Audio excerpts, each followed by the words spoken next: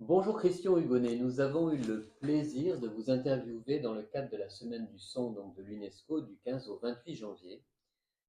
J'avais noté que vous êtes ingénieur acoustique, diplômé du CNAM, en plus de la Semaine du son que vous avez créée en 2003. Vous avez travaillé dans la recherche, créé la FSMS,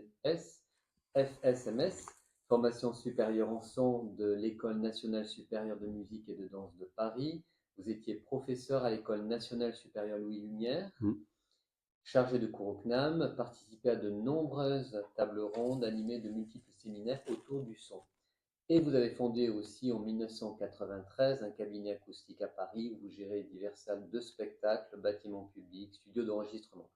Donc la première question par rapport à un tel parcours, c'est d'où vous vient cette passion pour le son et pourquoi y consacrez-vous votre vie et vos talents? Oui, je rajouterais aussi que j'ai une activité d'expertise judiciaire aujourd'hui à la Cour de cassation, qui m'ouvre aussi un autre espace que celui du particulier également, qui peut avoir également, ce qui peut avoir aussi des retombées intéressantes sur le plan des nuisances, sur le plan de la prise de conscience du mal-être de certaines personnes quand elles sont pas dans un milieu adéquat.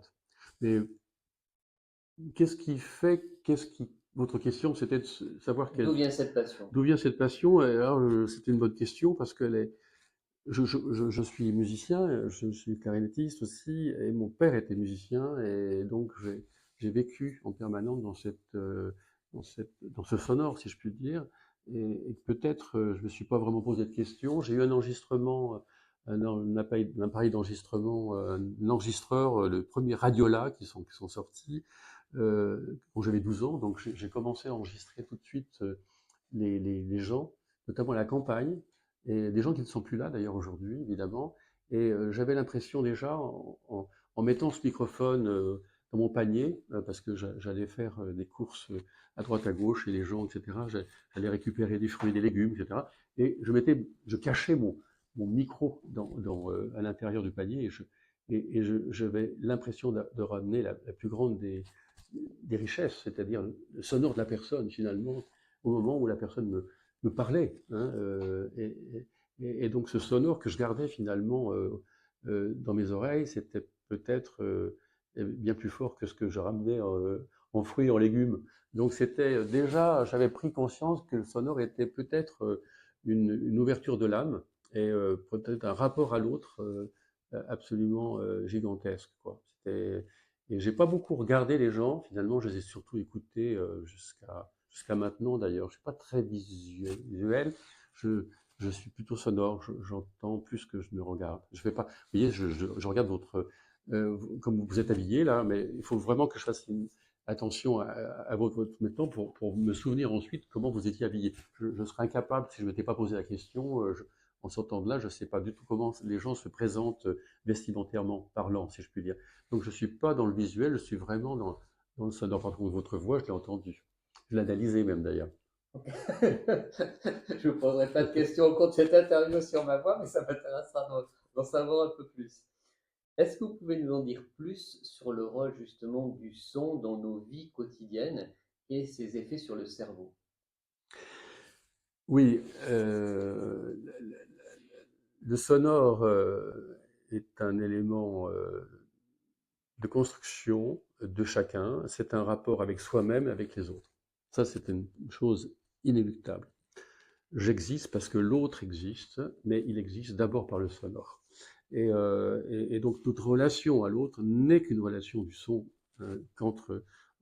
principalement. Bien sûr qu'il y a d'autres facteurs qui interviennent, mais le sonore est le premier ligament qui nous relie à l'autre.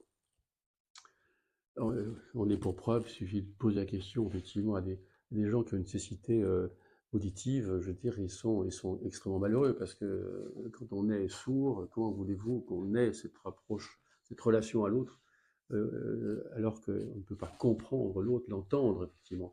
Les visuels, les gens qui ont une cécité uniquement visuelle, eh bien, sont en contact avec le monde. Hein. Donc, parce que le sonore les mène, il y a des musiciens, il y a des gens qui sont aujourd'hui profondément, enfin qui ont une cécité visuelle totale d'ailleurs, mais qui ne sont pas malheureux. Donc, ce rapport à l'autre existe d'abord par le sonore. D'ailleurs, il faut peut-être rappeler, que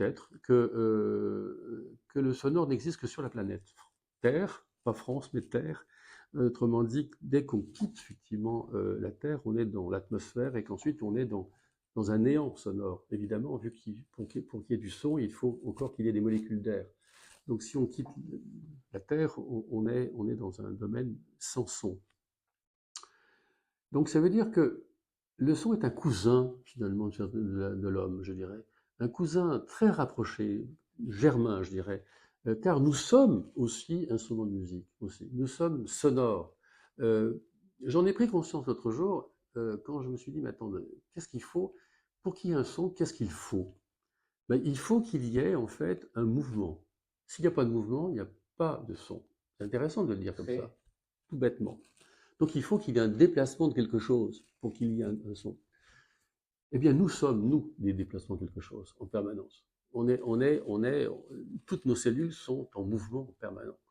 Donc, si on est sur un élément totalement solide, qui ne bouge pas, je pense à une pierre, enfin, une structure qui serait inerte, eh bien, cette structure n'aurait pas effectivement d'éléments sonores, d'émissions sonores. Donc, nous sommes son, nous sommes instruments de musique, nous avons des organes qui avons des fréquences de résonance qui nous sont propres, et nous fonctionnons par le son.